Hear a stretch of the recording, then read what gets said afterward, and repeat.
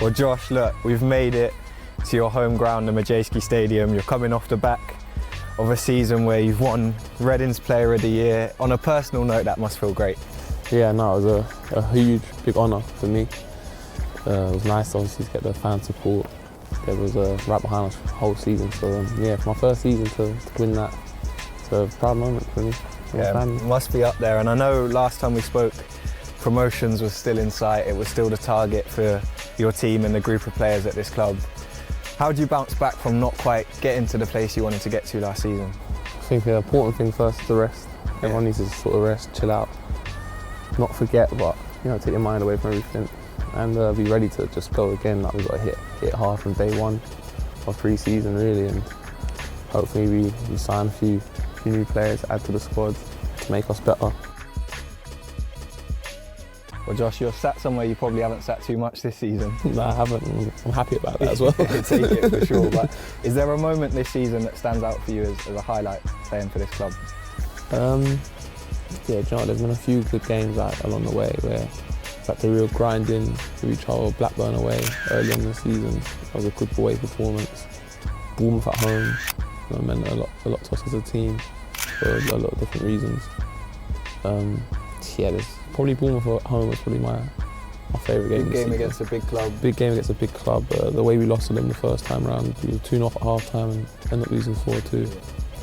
A little bit going on the pitch between players. You like that though, especially when there's no supporters. You need to get a bit of fighting. I love it personally. Like, I love when someone an opposite team tries a little bit with me, then I get up for even more and start tearing around the pitch.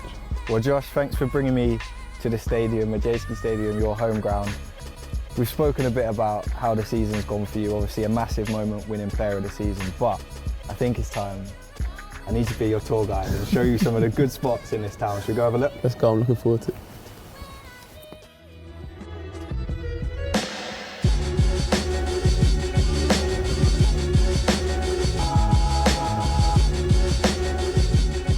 So Josh, look, we're leaving the stadium.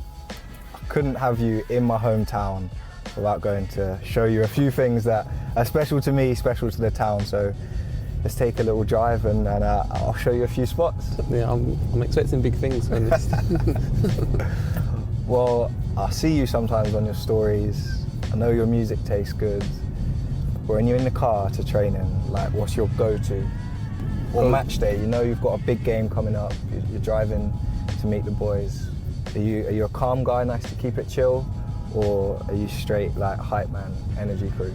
Do you know what? In the car, I'm a straight energy. Yeah. I'm normally in the car a lot with a player called 𝙼𝙧𝙬𝙧𝙗, and we live next to each other. That's the car school, yeah? Yeah, that's the car school, me and 𝙼𝙧𝙬𝙧𝙗, and a lot of Gunner and Young Thug gets brought out. And they're the guys for you? Yeah, and I'm there jumping around. So are you more American music than the UK music? Yeah, I am, as much as it pains me to say it.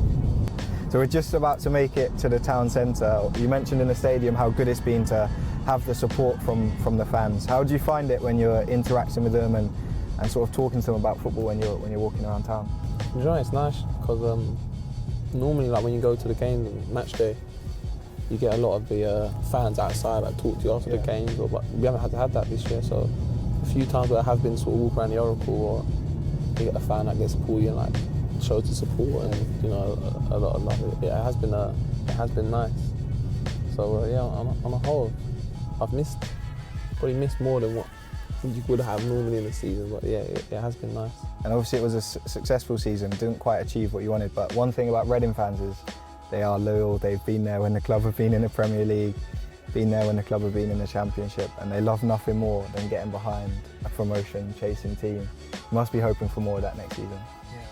I mean, obviously, I said before, it would have been nice to have the fans there this season to give us an extra push. So next year to share, sort of what we did, have winning a lot of games, more games than sort of losing or drawing is nice to share the fans. Hopefully next season, maybe it was written in the stars to go next fans season with all the fans. Yeah, maybe it was written in the stars. This year was just to get us ready for it.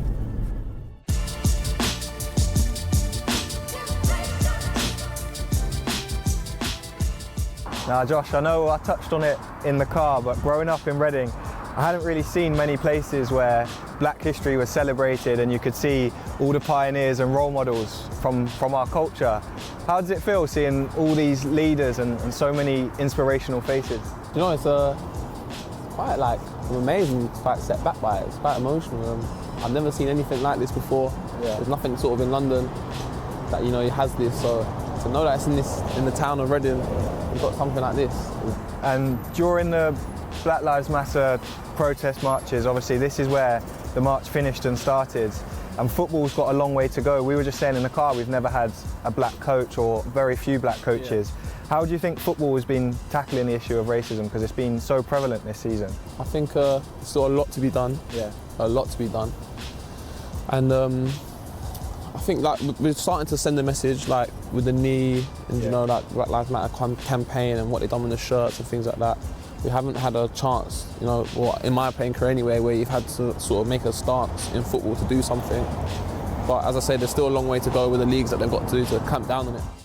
Well, Josh, I'm glad I've got to bring you to a place that means so much to the black community and hear about your role models. But we're at a point where all the hard work of these people, we're still seeing too much racism, both in football and society. It's been so much on social media this year. How's that made you feel as a player who probably has colleagues who have gone through that? Yeah, some players have stayed quiet about it, so, but we've had others who have come out and said something, and not much has been done, so it's been hard, you know, like seeing it happen to your teammates and seeing it happen sort of every week, every other week to other players that you've heard about. I do think something needs to be done to clamp down on it and stop it from happening, because it's too easy right now just to say something to players that a lot of, you know, people have gone through a lot of hardship to try and change the world, and not yet quite happened. No, completely. We're at a point where change does have to happen. It really means a lot to bring you here. Should we get on to the next location? Yeah, let's do it.